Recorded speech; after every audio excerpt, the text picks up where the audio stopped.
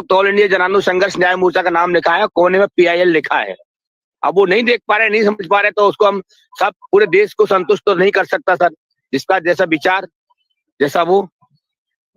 अच्छा, क्या आपने उसमें डेथ, अपने PIL में MIS और डेथ मैच्योरिटी के बारे में कुछ लिखा है? कुछ दर्शक पूछ रहे हैं। पूरा क्रेडिट कोऑपरेटिव सोसाइटी का मामला लिखा है, पॉइंट का मामला लिखा है, डिफिशियंसी का मामला लिखा हुआ है, डेथ का मामला लिखा हुआ है। जो जो उसमें 22 ऑप्शन थे, सारे ऑप्शन मेंशन किए गए हैं उसमें। वो जज महोदय ने, चीफ जस्टिस महोदय ने उस बात को सुना है। पूरा 45 में सुनने के बाद ही उन्होंने हमको ऐसा आश्वासन दिया है कि पेंडिंग मैटर के साथ आइएगा। उस समय भारत सरकार के लोग भी वहां उपस्थित होंगे, CRC के लोग उपस्थित होंगे, कंपनी के वक्ता भी उपस्थित होंगे। आप अपनी बात वहां रखिए, आपकी बात पूरी सुनी जाएगी। तो ज्वाइनिंग पॉइंट का भी जिक्र है उसमें? जी, ज्वाइनिंग पॉइंट का जिक्र है। Party to party transfer company ने फ्रॉड तरीके से किया है, वो भी जिक्र है। ऐसा मामला होता नहीं है कि माननीय आशुतोष पाठक के नाम से FD है और वो सतीश चतुर्वेदी ने आशुतोष पाठक को पैसा दे दिया और ब्रांच ने लिख के सतीश चतुर्वेदी लिख करके सर्टिफिकेट जारी कर दिया। वो लीगली गलत है और संगठन कंपनी के लोगों ने किया है। वो भी मैटर हमने सामने रखा है पार्टी टू पार्टी का। देखिए, देश के निवेशकों के लिए हर रास्ते खोलने के लिए कोशिश हमने की है, लेकिन मैं अपील करूंगा कि आप लोग भ्रम भ्रांति में न पड़े, हमारे साथ जुड़े रहें और हमारा साथ दें। देखिए, यहाँ पैसा भी खर्च होता है, समय भी बर्बाद होता है और हमको अपना धैर्य रखना पड़ता है। अगर हमने धैर्य खो दिया और सहयोग नहीं किया तो जीती हुई बाजी को हम लोग हार जाएंगे। ये देश के निवेशकों से मैं कहना चाहता हूँ, अपील भी करता हूँ। 45 मिनट तक सुनने के बाद तो ये कॉन्फिडेंस आपको हुआ ही होगा कि हमारी बात सुप्रीम कोर्ट में सुनी जाएगी। देखिए सर, उन्होंने जिस तरीके से उन्होंने सुना, मुझे लगता है कि जैसे एक छोटा बच्चा अपने पिता के सामने अपनी बात को रखता है, पिता उसको सुनता है, सुनने के बाद निष्कर्षण पर पहुंच करके उसको समझाने की कोशिश करता है, उसका रास्ता निकालता है। मुझे पूरा विश्वास है, भरोसा है कि वरिष्ठ जज महोदय जी हमारी बात को सुना, हमारे अभिवक्ता के माध्यम से, तभी उन्होंने पेंडिंग मैटर के साथ जोड़ने के लिए कहा, उसका रास्ता निकालने के लिए ये कहा है। देखिए, स्पष्ट नहीं कहा जाता है, कुछ शब्द का घुमाव होता है, वो उन्होंने घुमाव कर दिया, लेकिन रास्ता खोलने का रास्ता हमको दिया है, ये हमें विश्वास है। क्या ऐसी भी शंका कोर्ट को लगी कि कोई आदमी सहारा की तरफ से आकर के इसको लटकाने भटकाने के लिए PIL डाला है? ऐसा लगा? देखिए सर, ये देखिए, ये हो सकता है कि उनको लगा हो, मैं ये इस बात को नहीं मान सकता कि लगा या नहीं लगा, लेकिन मैं इस बात को बार बार जिक्र करूंगा कि हमारे वरिष्ठ जज महोदय ने हमारी बात को बहुत अच्छी तरह से 3 बेंच जज ने सुना। पूरा सुनने के बाद एक ही तीनों लोगों ने सहमति दिया कि मतलब पेंडिंग मैटर के साथ आइएगा। बच्चू सिंह कह रहे हैं कि चीफ जस्टिस महोदय नहीं थे बेंच में, क्या सही है? कल ये जो लोग कह रहे हैं, जो भ्रम भ्रांति कह रहे हैं, गलत कह रहे हैं। कैसे लोग हैं भाई? वहां जब चीफ जस्टिस 45 मिनट तक सुन रहे हैं, वो कह रहे हैं कि चीफ जस्टिस थे ही नहीं। इतना भी झूठ सर, अगर चीफ जस्टिस महोदय अगर नहीं होते तो हमारे मैटर को कल रखते ही नहीं। 3 बेंच ने सुना था, 6वें नंबर पर था, 1 नंबर रूम में था। ऐसा नहीं है। जो लोग कमेंट कर रहे हैं, जो लोग भ्रम भ्रांतियां फैला रहे हैं, ये देश के निवेशकों को भटकाने का काम कर रहे हैं और अपनी अपनी बाई बटोरी करने का काम कर रहे हैं। ऐसा नहीं है, क्योंकि पहले भी बेंच में और उन्हीं के आपके इस PIL का सहारा सेबी पर क्या असर पड़ेगा? देखिए, अब जो सेबी का जो असर है ना, तो ये असर पड़ेगा कि जो हमने रियल एस्टेट के सेबी ने पेमेंट नहीं किया, वो हमारे पास एविडेंस आज की डेट में है। कोई पोर्टल नहीं खोला है और ना पेमेंट किया है।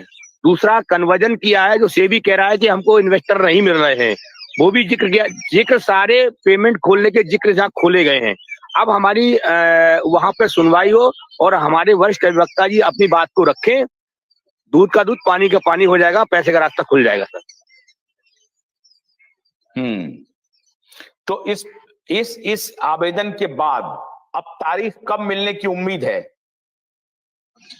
देखिए सर, ये तो हम अभी बताना संभव नहीं होगा। हमारा पोर्टल पर आजा, हमको जो आवेदन नंबर मिलेगा, कौन से नंबर पे हमारा रहेगा और उसमें क्या डिविजन से हटाने के बाद उसमें मर्ज होगा और हमारी सुनाई होगी तो हम ये तो आगे बता पाएंगे, आज की बताने की स्थिति में नहीं है कि कब आ जाएगा। फिर देश के निवेशक कहेंगे आपने कहा नहीं आया। ये हमारे ऊपर नहीं है, ये कोर्ट के ऊपर रहता है कि कब वो देंगे और कब मर्ज करके इस तारीख में हमको सुनेंगे, या पहली तारीख हमको सुनने के बाद मर्ज करेंगे, क्या करते हैं। जज साहब का ऑर्डर लगा हुआ है वरिष्ठ। अगर वो कोर्ट आपको ये कहे सतीश चतुर्वेदी जी कि आपका मामला हम पहले से सुन रहे हैं, आप ये नया बवाल लेकर के क्यों आए हैं, फिर क्या कहेंगे आप? देखिए, चीफ जस्टिस महोदय ने बोला है पेंडिंग मैटर के साथ जाइएगा आप, ऐसा नहीं है। नहीं आएंगे तो हम उसी ऑर्डर को लेकर के फिर चीफ जस्टिस महोदय के पास चले जाएंगे। साहब पेंडिंग मैटर में ये मना कर रहे हैं, क्या दिक्कत है? आदेश तो उन्हीं का है ना।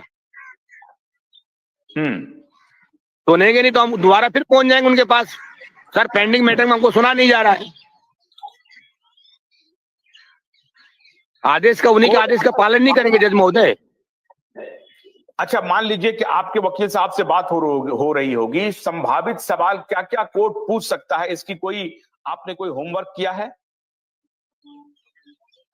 देखिए, मैन मकसद जो आज उनका जो था वकील साहब का, उनका कहना यही था कि आपने जो पैसे की मांग किया और आपको जो दिक्कत पोर्टल से आया, क्या क्या परेशानी थी, वो सारी बातें उनको बता दी गई, एविडेंस भी दे दिया गया, सब कुछ दे दिया गया। लेकिन जो उन्होंने सुना के बाद अब तो ये लग रहा है कि जब तक पेंडिंग मैटर के साथ जज के सामने अपनी बात रखेंगे, जब तक वहां क्या कहेंगे तब समझ में आएगा सर। आज सारी बात कहना और करना ये संभव नहीं है सर। अच्छा, मधुसूदन गोस्वामी आए हैं, कुछ बात करना चाहते हैं, बोलिए मधुसूदन, बोलिए।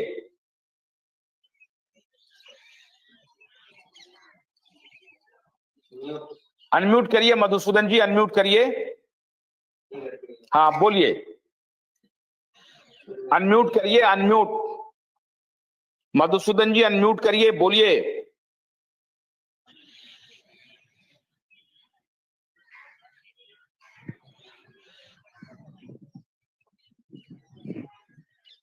अरे बाबा, हटाइए इन्हें। हेलो, नमस्कार सर। हाँ नमस्कार, बोलिए सर। मेरा बात है, कल जो सुप्रीम कोर्ट में जो कुछ भी हुआ है, चीफ जस्टिस इतना दिन से ये सब चल रहा है, वो लोग इतना देर क्यों करते हैं राय देने के लिए? इतना देर क्यों लगते हो? अभी सारा भी सामने नहीं आ रहा है, कुछ नहीं बता रहा है, ठीक है? तो सारा का जो प्रॉपर्टी है उसको नीलाम करके जो भी मिलता है वो तो हम लोग को दे सकते हैं ना, और तो कोई उपाय भी नहीं है। नहीं, इस पर हम अभी कल फिर बात करेंगे। अभी तो हम सिर्फ जो कल सुप्रीम कोर्ट में जो कल हुआ और आज जो कुछ भी सतीश जी कर रहे हैं, इसके बारे में आपको हम बताने के लिए आए थे। तो ये संक्षिप्त बातचीत में आज करने के लिए आया था, कल फिर अलग से विशेष बात करेंगे।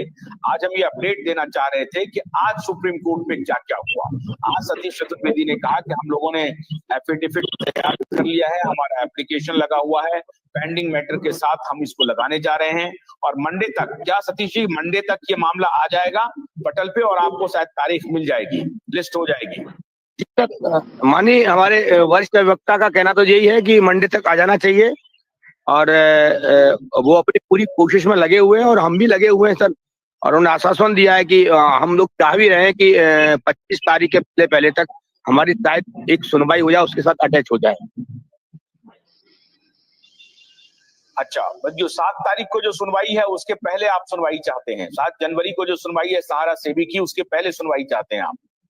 हाँ, जी।